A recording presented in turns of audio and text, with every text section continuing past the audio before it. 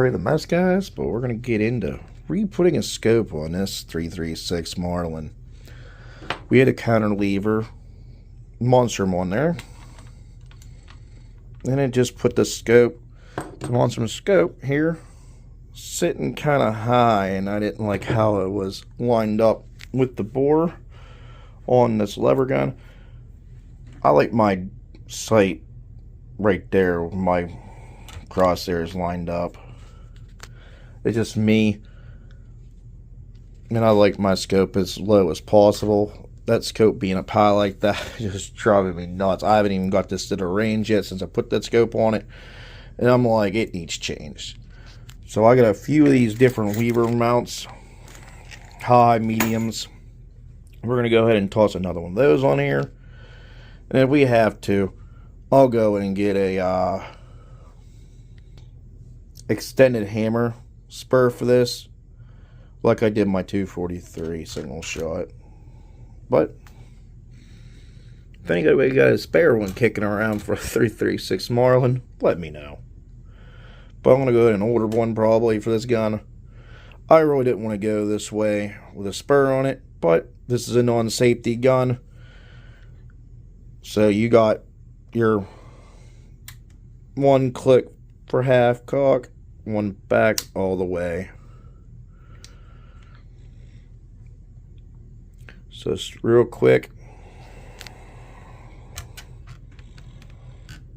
That is an old 336 Marlin in 35 Remington. Something you don't see that often.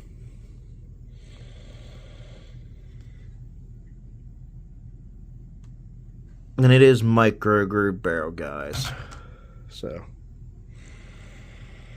piece of Pennsylvania woods history here, guys. A lot of PA hunters fell in love with a 35 Rem in a 336 Marlin. And we'll go ahead and show it is clear and empty. There's no ammo on the bench. And we'll go ahead and get this all started. I can't show it to you guys, but I'll show you a little bit by a little bit as I get it done. Zoom in real quick, guys. There you go. The good old JM logo stamped right in the barrel. So you guys know this is a JM gun. There you go, New Haven, Connecticut.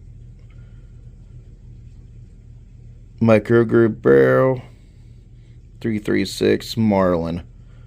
That's for our buddy CW. It's not too far from him. That cavalier mount, we removed it. Went to mediums. We really didn't like the mediums. It sat way too low on that rifle. You could even get a thumb in there if you wanted to. And I wasn't sure of even putting on a hammer, extended hammer spur, if it would even work.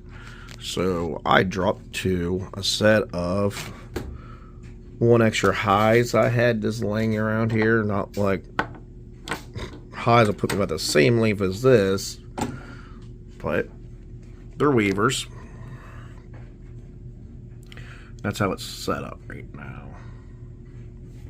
Just on quick weavers, everything lines up good.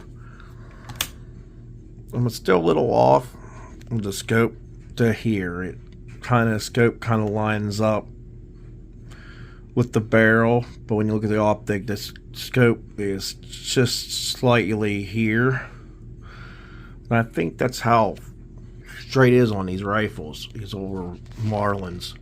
They're not perfectly, barrels are not perfectly straight with the scope.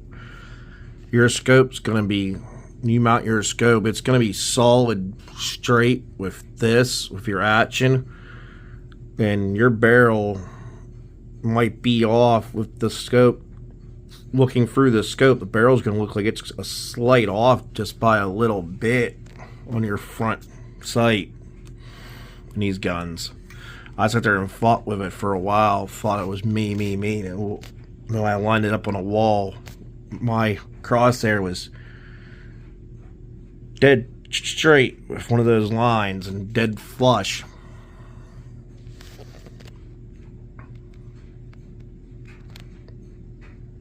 So that's that. I got that, went and mounted it. We're going to see how I like this one, because if I don't, I'm going to have to figure something else out mount-wise. Real quick. Allen keys, screwdriver, blue Loctite. That's what we use to put dead scope on. And there you go. Monstrum, 1 to 4 by 20. And those are the high mounts. This is a pre-safety gun. And again, it's a Marlin 336 and 35 Remington. Kind of eliminated the monstrum base. Went back to the high mounts. Just because it lines up a little bit better. High mount lets me get to my hammer. Medium mounts I had would drop it a little bit lower, but you couldn't get to the hammer at all.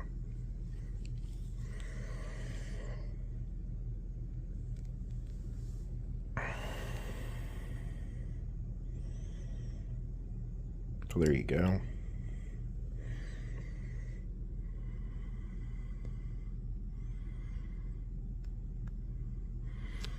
What call that a? It's scope mounting pretty easily, pretty quick. Actually, it's the same scope, just changed out the bases. We'll talk to you guys later.